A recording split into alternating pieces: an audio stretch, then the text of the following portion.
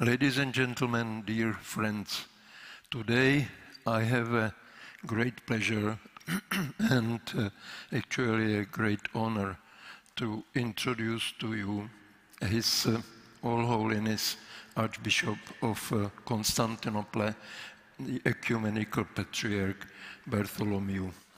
So he will open our session with his speech. All Holiness, I would like to invite you to the podium.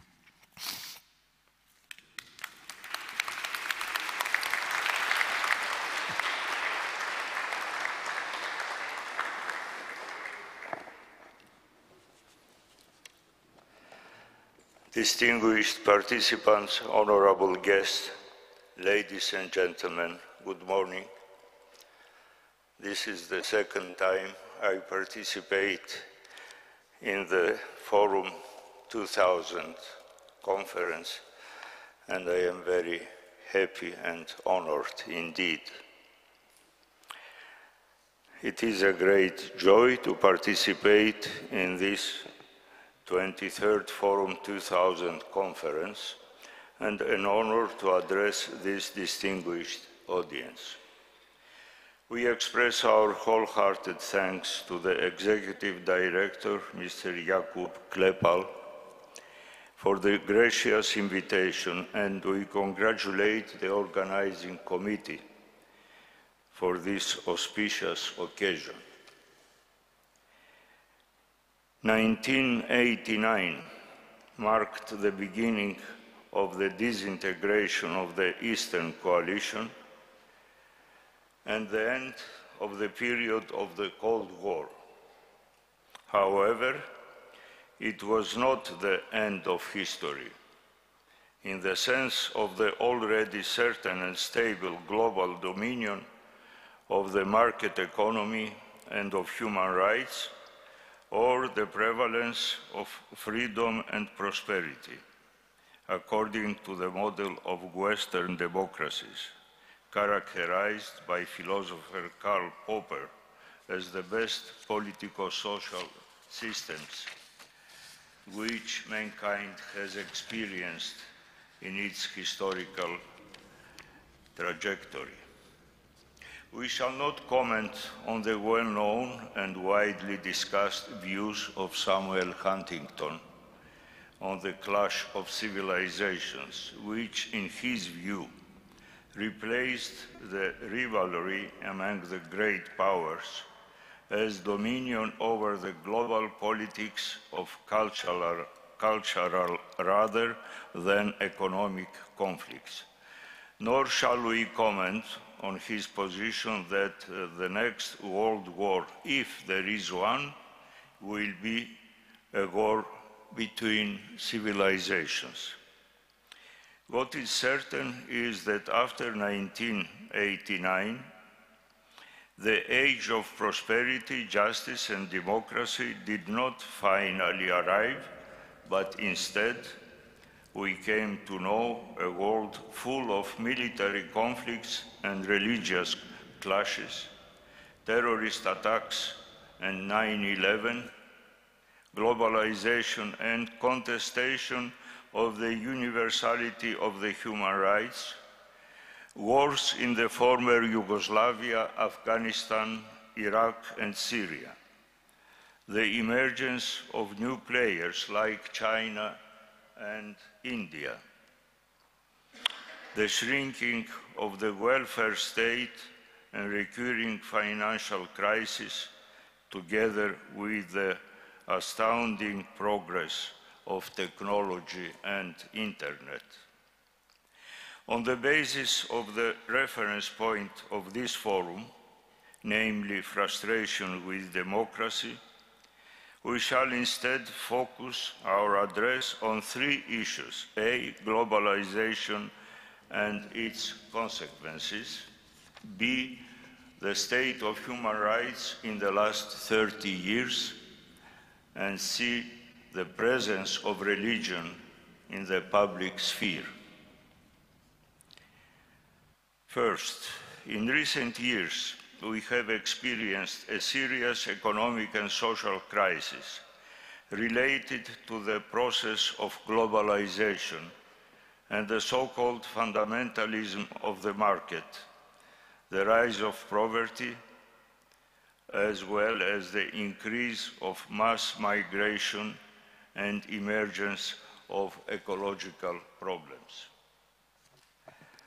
The hope that with the victory of the market economy over the state-directed economy, humankind would come a state of prosperity and social justice was not fulfilled.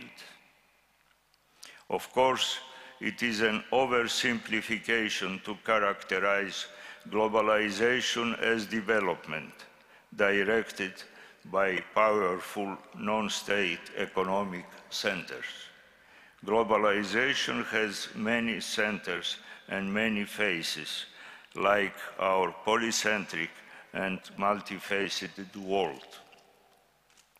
In this sense, neither the rejection nor the affirmation of globalization in its totality constitute the solution. It is the way through which globalization unfolds that needs to change. The goal is a globalization with a human face, an alternative globalization on the basis of social justice and human rights. The respect of specific cultures must also be safeguarded in order to avoid the homogenization of identities into a planetary cultural entity, into a global cultural entity. We certainly cannot accept the cynical phrase, "there is no alternative." In other words, we reject the claim that non-conformity to globalization and the autonomy of economy leads to an expansion of poverty or unrestrained societal conflict. It is unacceptable for alternative forms of development or the empowerment of social solidarity to be ignored and slandered. We need an alternative to a culture that bestows precious gifts on humanity, but at the same time declares economic indicators as the sole and absolute criterion of economy, surrendering to the tyranny of consumerism while forcing people to live for themselves, indifferent toward others with whom they share the world. We are obliged to replace an economy that destroys the environment with a sustainable economy which has the real interests of humanity at its heart. Second point, the human rights. Last year, we celebrated the 70th anniversary of the Universal Declaration of Human Rights, proclaimed by the United Nations in 1948 as a common standard of achievement for all peoples and all nations. Human rights are one of the greatest historical accomplishments in politics, a central expression of humanism in our world. After the transformation of human rights from the yarn of Ariadne to the apple of discord in the clash between East and West during the Cold War, there was a hope that these would play a central role in the new era as the core values of an open society and international peace. Instead, new disputes about human rights appeared and new questions emerged about their universality in theory and practice. Thus, human rights were exploited as a tool to promote political and social ends of the state, as well as to exaggerate individual and private claims in the Western world. However, the greatest objection against human rights emerged from non-Christian religions and non-Western cultures, where the suspicion prevails that they are a Western cultural product, essentially interwoven with social, political, and religious traditions of the West. Their universality is perceived as another form of Western imperialism. Individual rights and the individualistic conception of man are regarded as a challenge to the anthropology of anti-Western civilizations, which appears incompatible with more theocentric and cosmocentric worldviews of other religions and cultures. In recent decades, we have also seen criticism against human rights from postmodernism, for which human rights as universal values pose a threat to pluralism and the unique identities of peoples and cultures. Human rights are perceived as the tyranny of the universal against plurality and difference. In response, we maintain that human rights are not a threat to pluralism, but rather ensure the necessary conditions for free cultural expression and the respect of difference. Universality does not mean uniformity, but pluralism can only function on the ground of common core values. And the third point about religion. What was the public role of religion during this period? And what can the Orthodox Church contribute in face of this challenge? Religion undoubtedly influenced local and global developments in an ambivalent way. Consequently, any analysis of the contemporary situation that ignores the role of religion is incomplete. Religion is related to the meaning of life, to the identity of peoples and cultures, but also to the organization of society. It functions as a factor of unity, solidarity, and peace, but also as a source of division, confrontation, and conflict. Today, religions are called to develop and highlight their peacemaking power, their moral heritage, and their focus on protecting human dignity.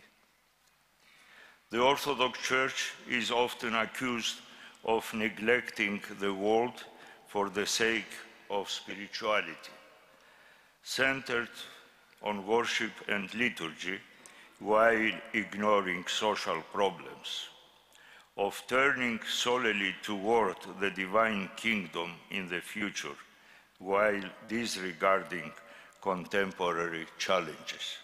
Yet, the exact opposite is actually true. For the Orthodox, faith presupposes a proper approach to the earthly reality. Faith definitely does not belong to the private sphere. After all, it is utopian to imagine that justice and peace can be established only through globalization, the internet, and economic or technological progress. The appropriate response to our present multifaceted crisis is the development and establishment of a culture of solidarity. On the one hand, the term solidarity points to the struggle for social justice, freedom, and dignity, while dynamically expressing the social and political dimension of the term fraternity, formulated in the triptych of the French Revolution, liberté, égalité, fraternité. However, it also promotes the idea of law, of social justice, and of the social content of freedom as co-freedom, as cooperation for the common good, and as co-responsibility for the common ecos, the common home.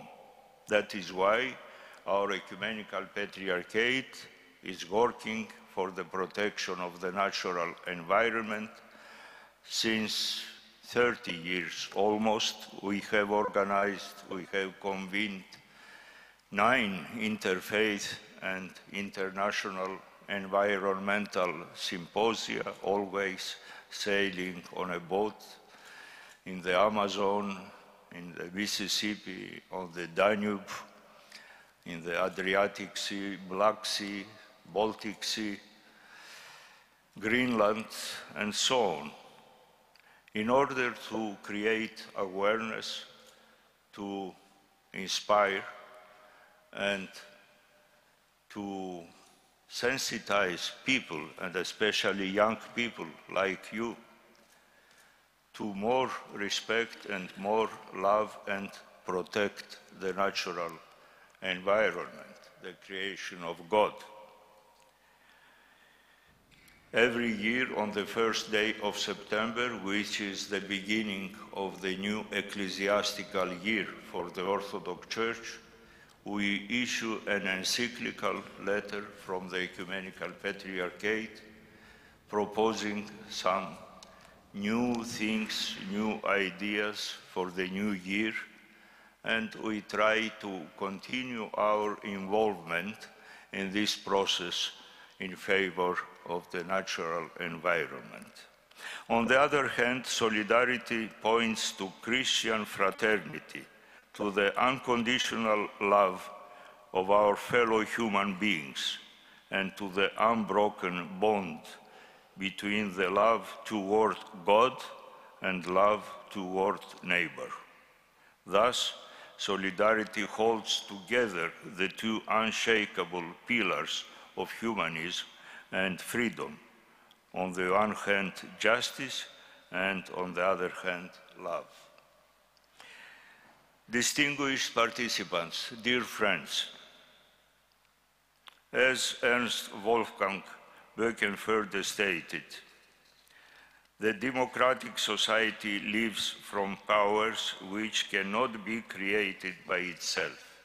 For us, one such central power is Christianity, in which the biblical tradition, the ancient Greek idea of freedom, and the Roman culture of justice have found a creative synthesis.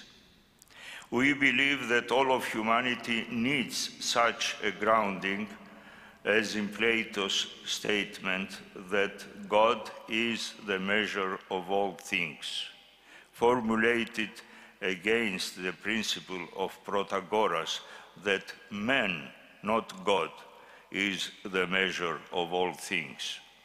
The future does not belong to the self-ordained man-God, a new Prometheus, who ignores or abolishes limits and undeniable measures.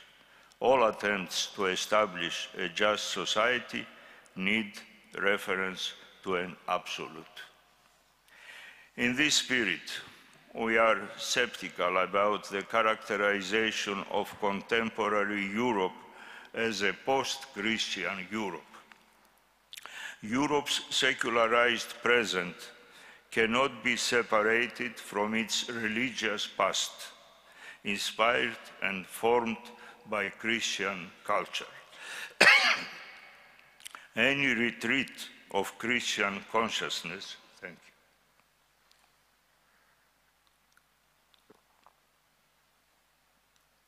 excuse me.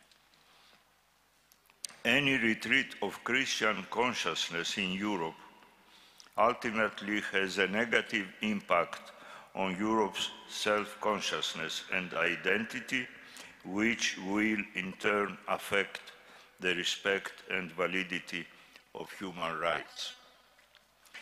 We share the concern of German professor and former education minister in Bavaria, Hans Mayer, which is especially relevant today.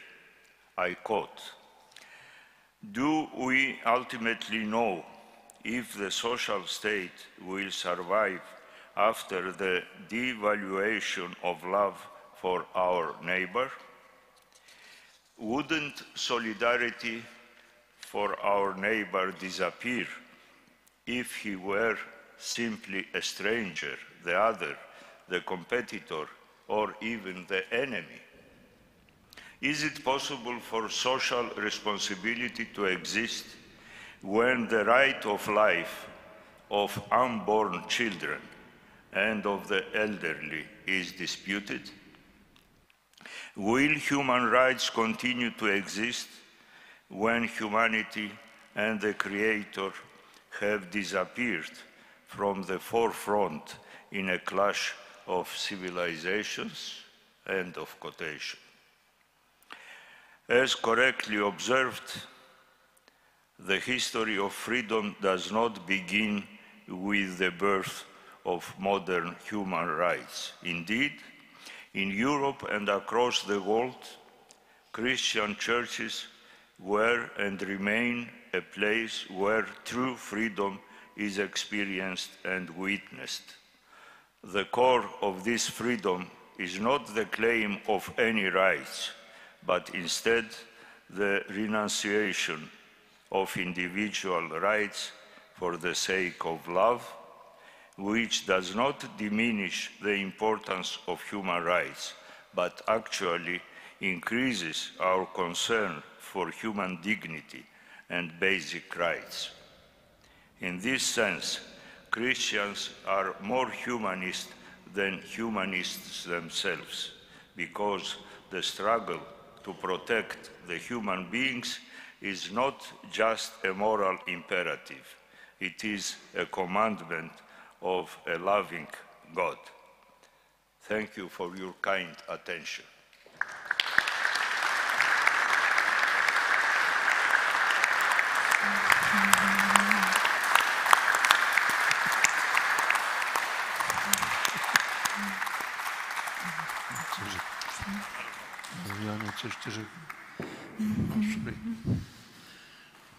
Your All Holiness, thank you very, very much for your great speech, inspiring our panel, but not only our panel, our forum, where you stressed the intrinsic connection between human rights, Christianity, and on the other hand, the processes of globalization. I think that it was an excellent introduction to our panel, which we will just start. Thank you for your attention.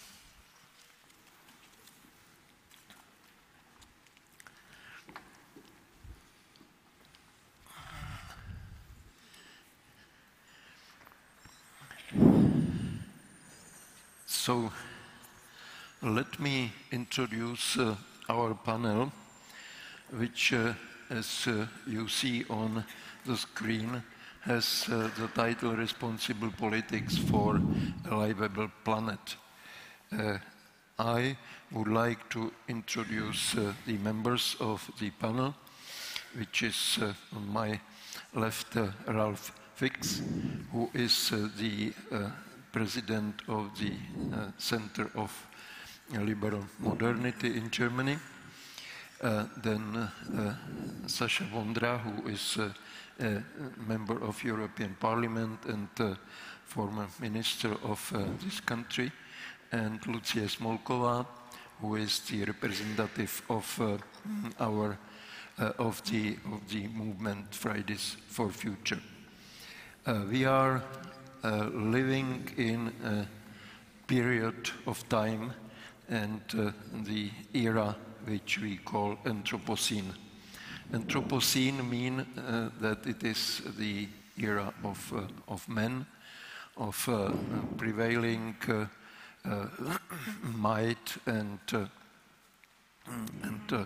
this disconnected pressure of the human civilization, technology, economy, on everything on the planet Earth. This is certainly connected with big pressure on the environment, and the result are many crises, some of them imminent and very dangerous.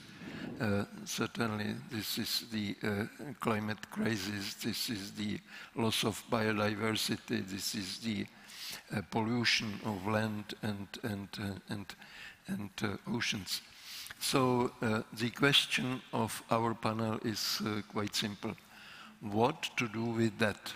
How to shape the politics, how to shape our dealings with the nature and among ourselves, and how to help to go through this difficult situation and not to be swept by the unfortunate forces of which we actually with our activities unleashed. So I would like to give the floor to Ralph Fricks as to start, and I would like to ask all the panelists to be very brief because we have a great public here, and I envisage that people would like to engage in a lively discussion.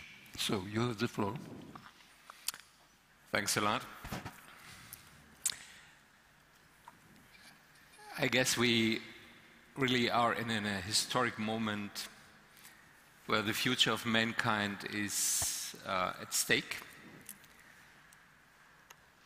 You have been using the term Anthropocene. Mankind is shaping our natural environment, is shaping our planet. This is the story of the Industrial Revolution.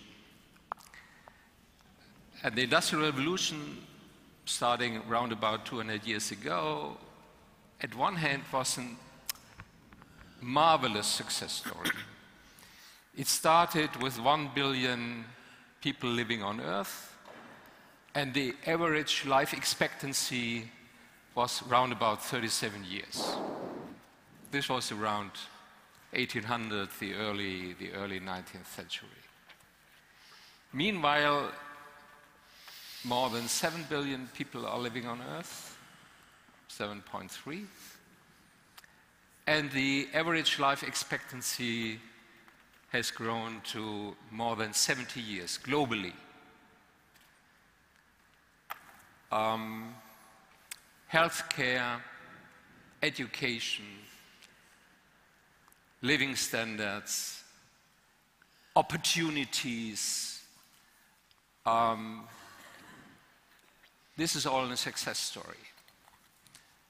And at the same time, this is the flip side of this enormous progress, which has been based on the achievements of science and technology, and also democracy, because democracy enabled the participation of big parts of the society in this progress. The flip side is that we are going to ruin, and we are in the midst of that process, the planetary boundaries on which human civilization is based on. This is a sustainable climate, biodiversity, you named it, the maritime ecology system, fertile soil, the availability of sweet water, of clean sweet water. And all these environmental systems are in danger. So what to do about it? If you're looking to these problems as a matter of too much production and too much consumption, we are lost. Because we are living in a growing world in almost every aspect. Global population will grow from now around about 7 to maybe 10 billion people at the midst of our century. Urbanization will continue. The United Nations are expecting that in the midst of our century, around about 70 or 80% of the population will live in cities. This means doubling this city population within the next maybe 30 years. And we will have billions and billions of people who want to grow out of poverty into a modern, decent living standard. So this is about growth. And growth will not disappear. So in my view, the crucial answer to this challenge is to decouple economic growth and to decouple prosperity from natural consumption, from destructing our environment. And this is about a new green industrial revolution. It is about switching from fossil fuels, from oil, from coal, even from gas, to renewable energies, to a hydrogen economy based on renewable energies, to a total different kind of mobility.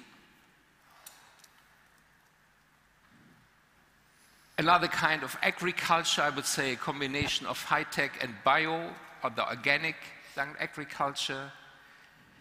We have to rebuild the industrial system in all its parts.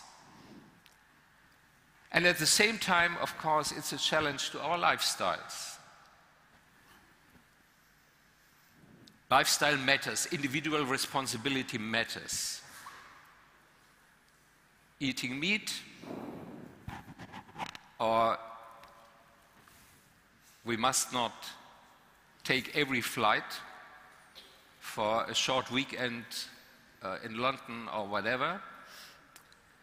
But finally, individual responsibility is not a sufficient answer to the challenge we are facing. We need different policies, for instance, pricing CO2, making natural consumption more expensive, creating incentives for innovation, and setting free, I would say, the creativity of open societies to find solutions for this secular challenge we are facing. Thank you. Lucie, you have the floor. Thank you. Thank you. Hello? Yeah, yeah. Okay. Speak up a little bit, it works. I'll try to be brief. Louder.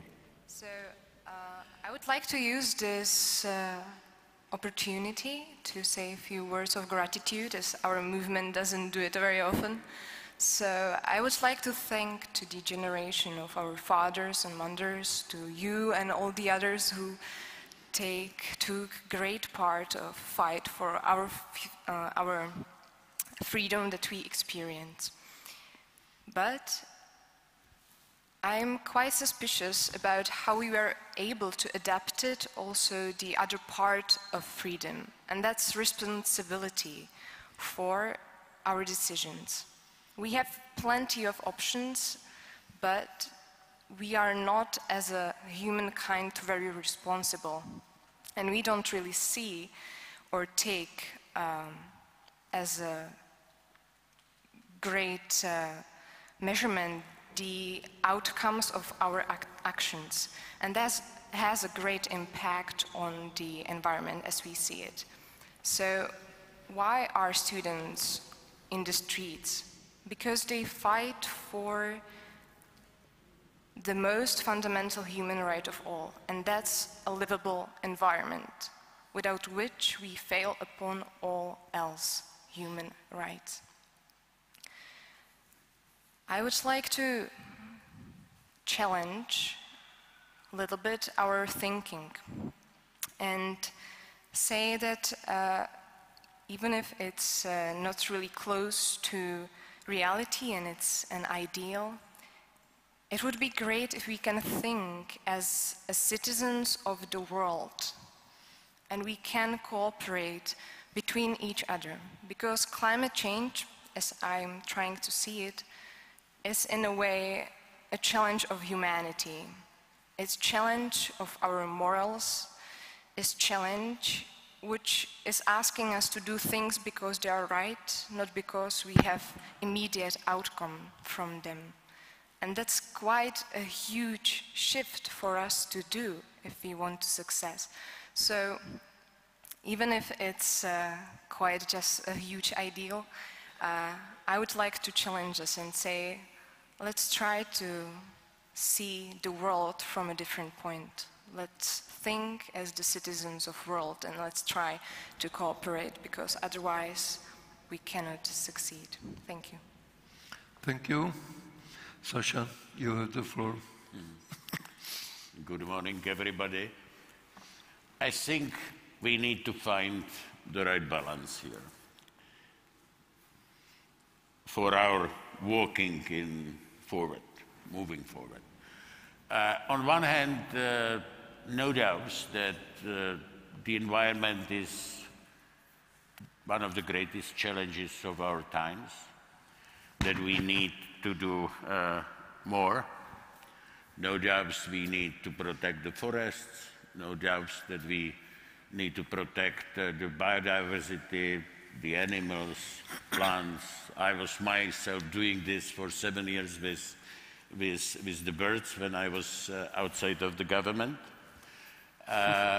We need to contain the water in the countryside and can learn a lot of lessons from the deep past. Charles the Great was, our Charles the Great was, in the time of global warming in the 13th century, built those famous ponds in Bohemia. We certainly need to phase out the coal as a source of the power generation. We can do, and I have no doubts, will do a lot of things. On the other hand, I think we need reason rather than the emotions. Yeah. And those visions, you know, that we are facing extinction in 10 to 20 years, I do not buy that. As somebody who studied geology and geographical sciences, I do not see Anthropocene as just the era of the disaster. No, not at all. Certainly, it's our duty to pass the environment not in a worse, but rather in a better shape. No doubts about that. I'm a father of 3. But we should avoid the hysteria here. We should avoid, you know, the double standard. You know, science is good if it proves our religion or our philosophical concept of the world, that's the climate, but then science is wrong if it brings the GMOs in agriculture. But that's not my view. Well, in the European Parliament, just the last week, don't take it. as green strong majority has forbidden them. So, and your decision, for example, to give up the nuclear energy. My decision? German. Personally. The German decision. Destruction of the energy market, posting us in our situation that it's almost impossible for Germany to fill what it promised. So I think that we need a balance here to avoid the act according to hysteria, but to follow a responsible path. So responsible politics for the lively planet, that's, I would sign up. Thank you. You certainly would like to answer. I would just add that Sasha somehow stressed the difference between reason and emotion. And I would challenge that. Yeah. I think that both is necessary. So you have the floor. I would agree if Sasha says, don't panic. So I understand what Greta Thunberg wants to say. Wake up. Yeah? Wake up. There's a real risk for the future of mankind, and we have to speed up our efforts to bring down CO2 emissions and to transform to kind of sustainable economy and society. And of course, I also don't buy, I would say, the Extinction Rebellion narrative. We have maybe 10 or 15 years' time, and then the world will be doomed. But, Sasha, we are, and please take that serious, we are in a race against the clock. Because if global temperature will rise beyond a span, we don't know it exactly, between 1.5 and 2 degrees Celsius globally, you will have snowball effects which will be hardly to control. Yeah, melting of the glaciers, the ice at the pole regions, the melting of the permafrost down areas, devastating of primary forests, and all these kind of effects which will accelerate then climate change. So time matters. Yeah? We have to speed up. But I would agree we have to speed up with the tools and instruments we developed over the last 200 years, with science, with technology, with education, and this kind of self-responsibility of individuals goes along with freedom. But I would describe this process not like in a language of threats. I would like to describe it in a language of opportunities, yeah, of a new, let's say, even an adventure of mankind to develop a new kind of economy which is in alliance with nature and not on the expense of nature. Okay, thank you. So now we have time for a few questions. Please.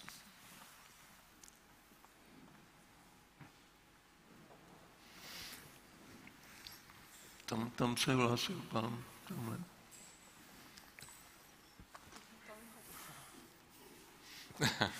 Okay, thank you very much for the possibility to speak. Could you speak up a little bit? I can hardly hear even you. louder? Yeah. Okay, no problem. So my name is Bartholomew, and I'm economist. I used to teach Americans, I used to teach Germans, and I used to teach Czechs. So I understand a little bit about different things. First of all, the situation is not as bad as you have mentioned, as some activists are trying to make us believe. It's not so bad, because we already have improvements. Just take the northern Bohemia, how bad it was there some 60 years ago, Yeah. how bad it was there only 30 years ago, Yeah. and how much it improved in the meantime. I can go even more details. If we speak about pollution, so usually normal people do pollute environment. May I ask you only a to little bit. To be very brief. Excuse me? Please be brief. A question. Why do you believe things which are obviously not truth? Okay. There is a question.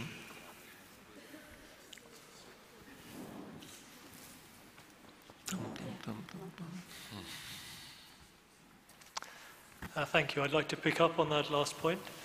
We've known for over 30 years that we need to cut carbon emissions, yet last year, amazingly, we emitted more carbon globally than ever before. Does that demonstrate a failure of global governance? Do we need to enhance the effectiveness and accountability of global governance to tackle this global tragedy of the commons? And if so, how? Okay, thank you. Next here. And then please do prepare your answers.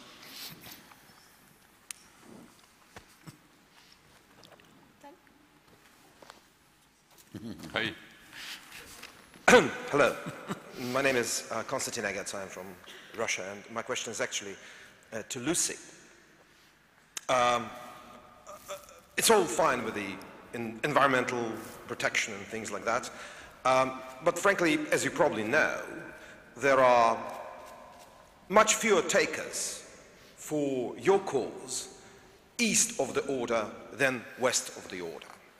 And part of it is because not specifically Fridays for Future, but global environmental movement has become very, very closely associated, for rightly or wrongly, with these people that say, let's bring down global capitalism.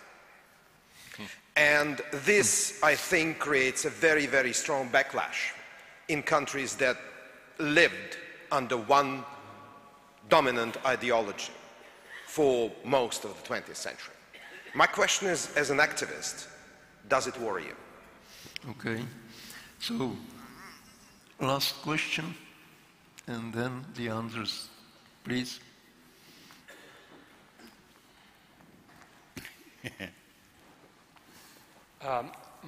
My name is Jaroslav Angel. My question is the fact that number of leading scientists in environmental movement stated that they see our main challenge not as a technical one.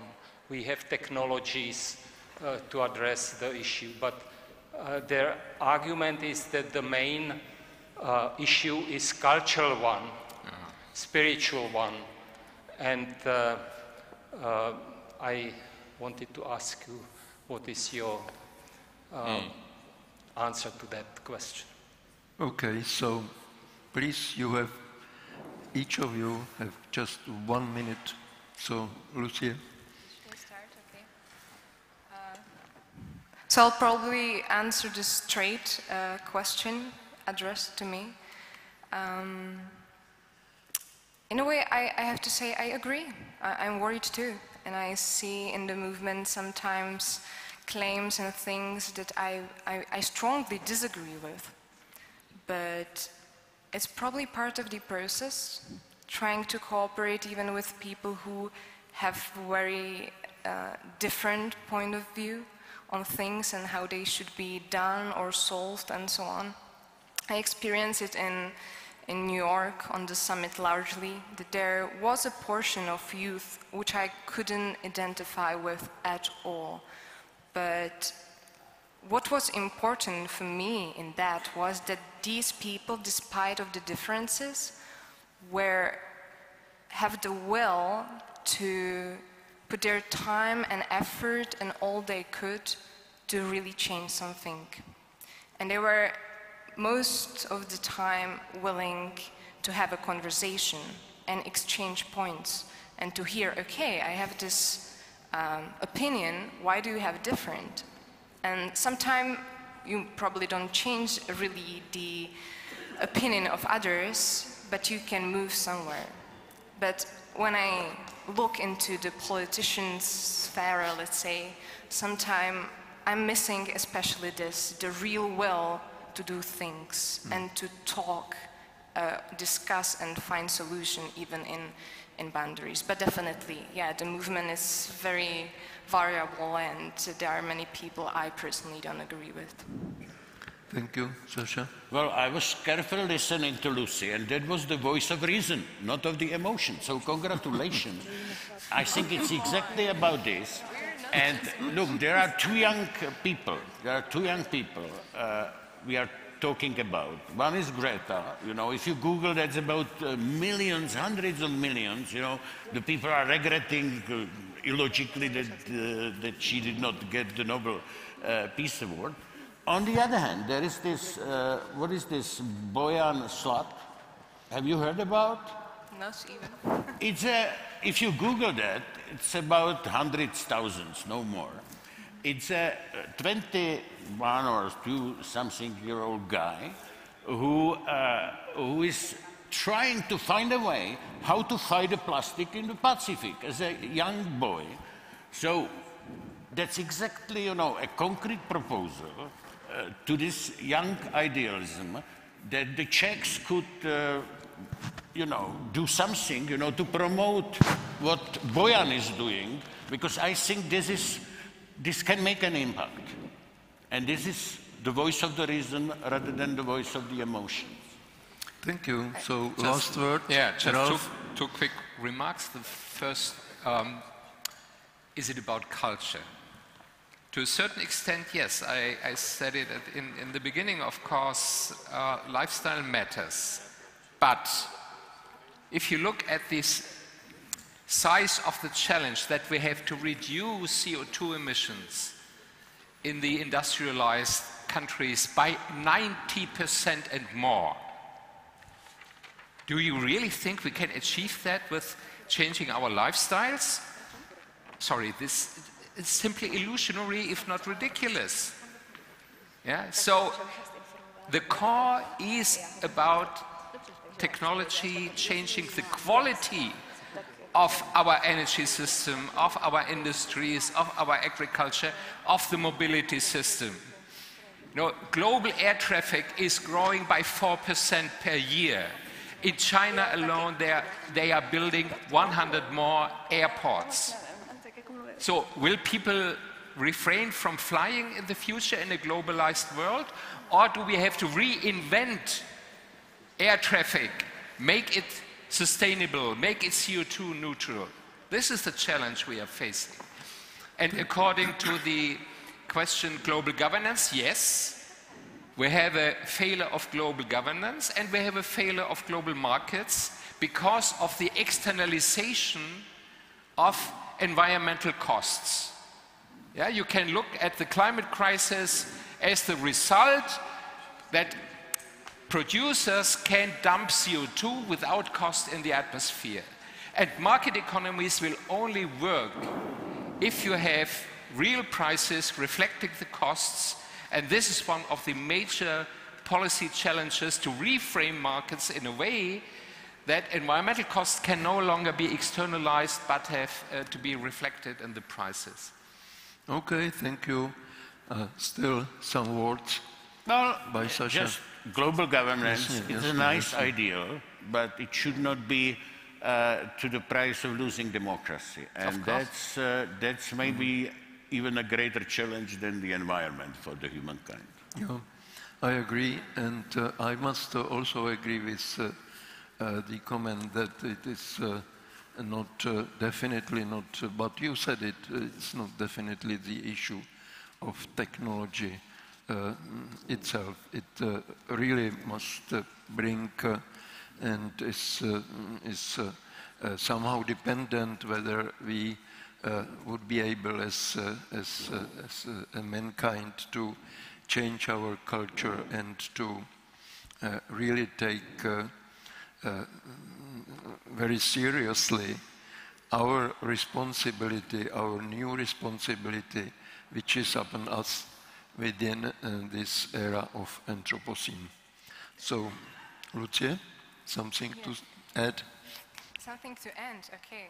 Well, I had a few thoughts when you were speaking that, yeah, we need reason, and I'm 100% for that, and I'm very upset that a lot of the discussion is about, well, I think climate change is real, well, I don't think it's real. And I'm like, and what is the data you are supporting your argument? And it's happening quite often, so I'm 100% I agree on this, and I hope the movement can way more talk and back up their arguments by data. But on the other hand, I see how much people are overwhelmed by information. and that they are suspicious even about data made by scientists. So I think it's about combination. We need also the emotions, because, hey, do we really need arguments for knowing that it's good to take care of our environment and planet? Do we need the data for such a moral-based thing? But yet, we definitely need data to construct these solutions and to look how we can, by smaller steps, get to where we need. So I would say we need to find a balance, and that's basically what's broken now, that there's no balance. We are taking too much, not giving back. So I would like to end up with, let's say, let's find a balance. Let's find a good combination of technology and reason and... So, thanks for this nice word, which also means we are finishing our panel. Thank all the panelists and thank you for your active participation.